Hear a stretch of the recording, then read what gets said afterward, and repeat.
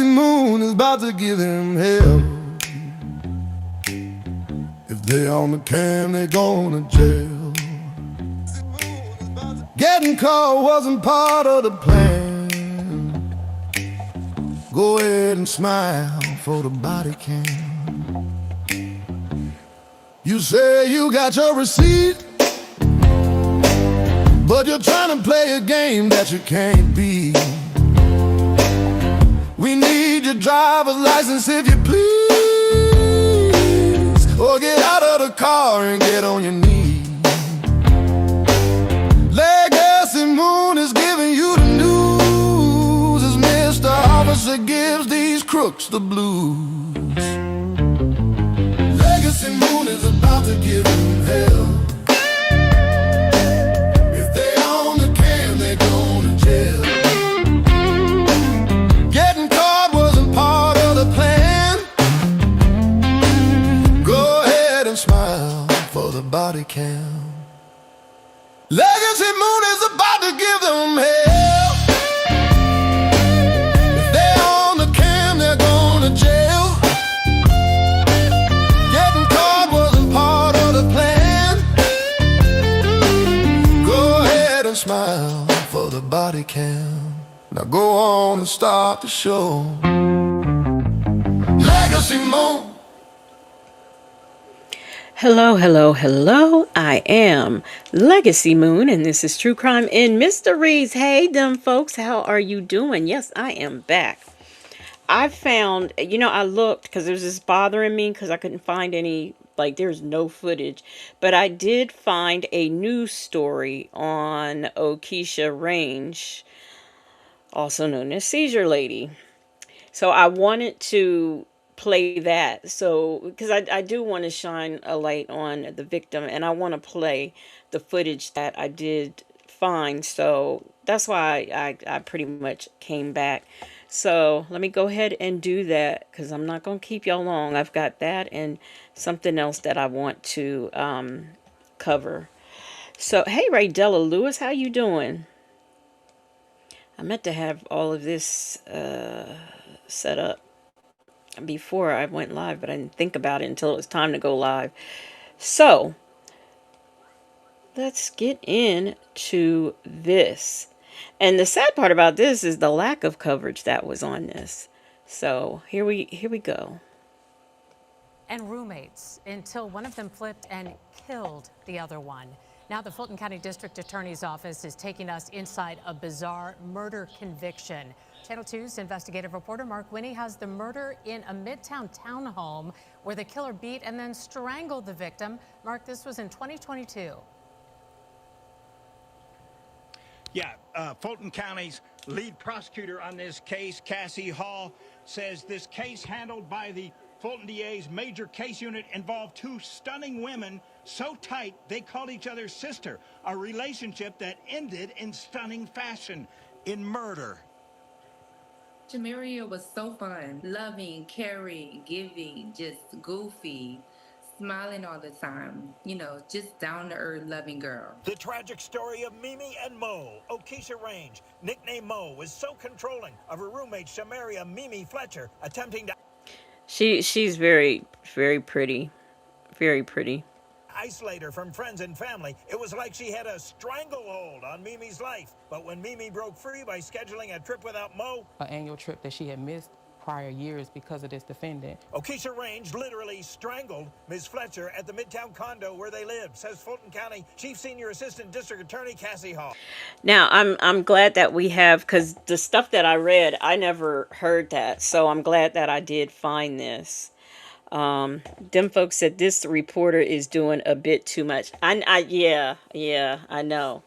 But I think that's interesting. I did not, the fact that I'm just now finding out this part of it, that she actually was scheduled to do a trip without her, and that made her snap pretty much, I guess.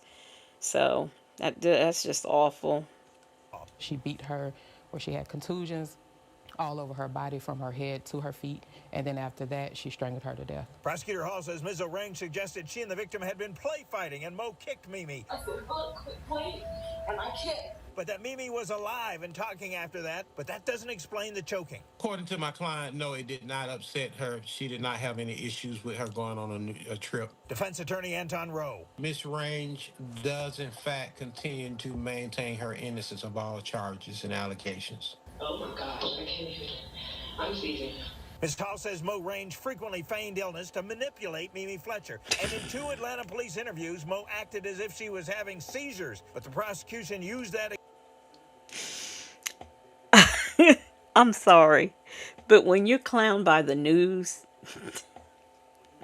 against her, playing excerpts at Keisha Range's recent trial, which culminated in a conviction for murder and a life without parole sentence. She still maintains that she's never faked any type of seizures. She did, in fact, have real illnesses. We roommate together. They seem to have a great relationship. Antoinette Degree told us she roomed with both women about 10 months and testified for the prosecution. I wanted justice for Mimi because during the time that I was in her space, I didn't feel like she was being treated fair in the friendship. Was it controlling?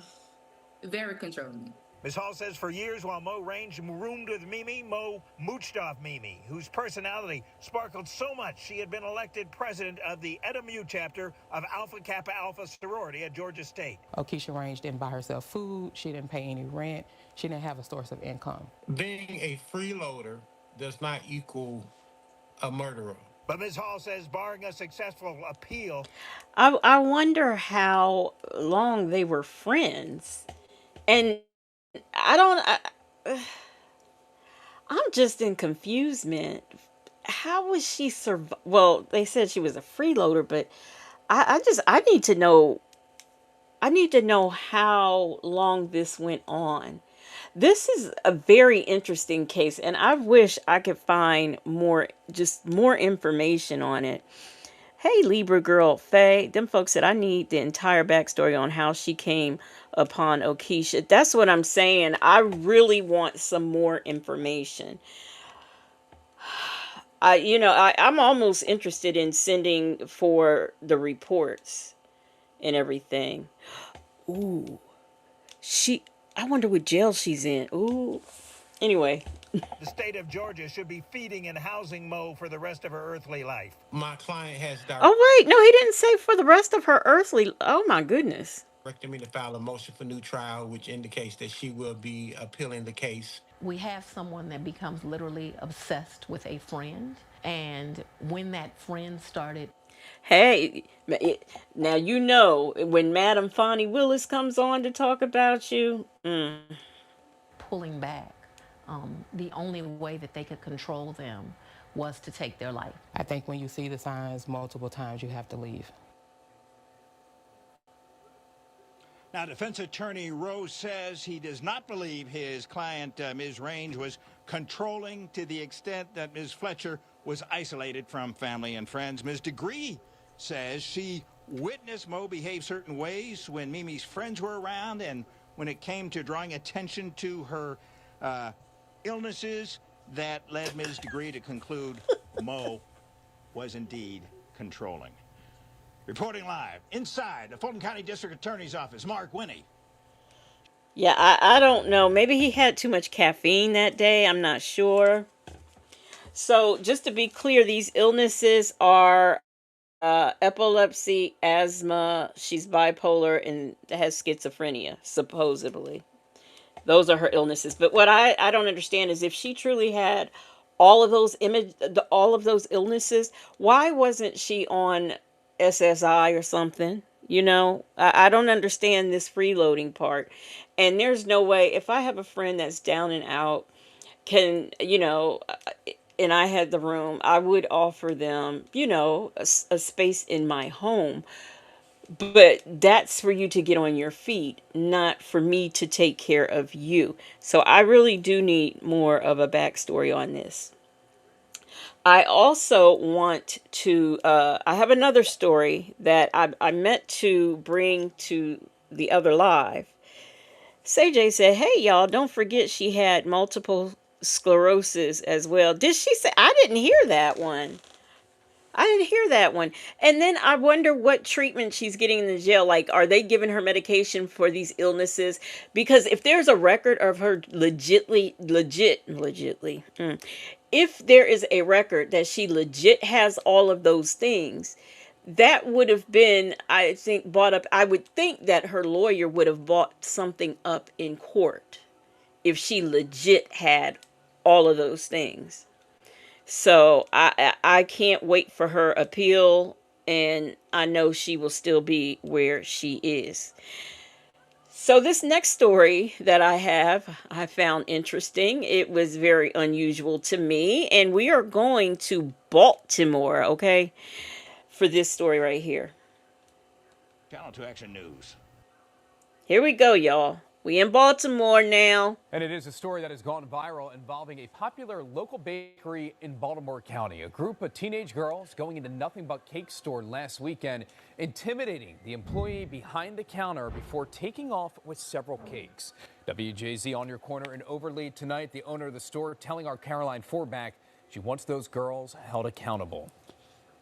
The owner of this Nothing But Cake store says she was heartbroken when she saw the security video of a group of girls going behind the counter and stealing product. She says the girls were targeting her young cashier. Security footage shows 4 girls walking into the Nothing But Cakes in Overlea Saturday evening. The girls are seen laughing as the one in the green walks behind the counter. And then they just went behind the counter and helped themselves to our cake. Who goes and robs a cake store?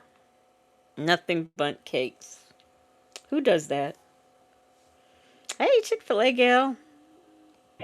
Outnumbered, the young cashier could only watch while the girls left the store with several cakes they didn't pay for. So she did the right thing. Her safety, as well as everybody else in the bakery, is my priority. So that's why we have such good cameras. We can hear everything. We need to know everything every minute. Anything can happen, as you see. Store owner Tia Foster says this was more about intimidation than theft. As they have stated, it was just to bully her. Foster says the girls are former classmates of the cashier and brought their issues from school to her place of work. Can you grow up, please? This is ridiculous.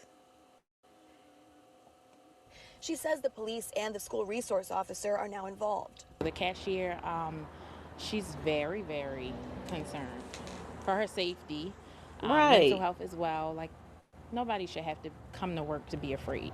Since the video was posted to social media, Foster says they've received an outpouring of support. People have been calling for the cashier just to make sure she's okay. So we appreciate that a lot. Foster says now she just wants the girls to be held accountable. And I would recommend that if their parents see it, they need to do some anger management, some bully counseling, community service. And they have to take accountability because they have not yet. They haven't yet. So you start with accountability. While the police are looking into the incident, Foster says the girls need to apologize for their behavior. Apologize? On your corner here in Overlea, Caroline Forback for WJZ. Apologize? Is she serious? CJ said, I would never think to do anything like this. This is insane. Honestly, they look like privileged kids. Them folks said, where are their parents? Their parents need to be involved. Yeah, especially if they know. And what do you mean no. No apology necessary. No. I don't want an apology. I want accountability. And for me, saying, oh, I did it, I'm sorry, is not accountability. Them heifers need to go to jail. I'm sorry. That's just my opinion. CJ says the reporter needs to chill on that lip filler. Girl, it was disturbing me. I know. It was very, very disturbing.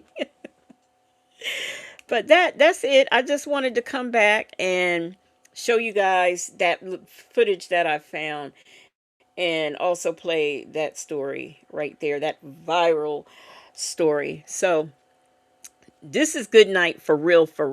Okay, for real. I'm getting out of here, and I will see y'all tomorrow. Hopefully, maybe, kind of, sort of. Y'all have a good night.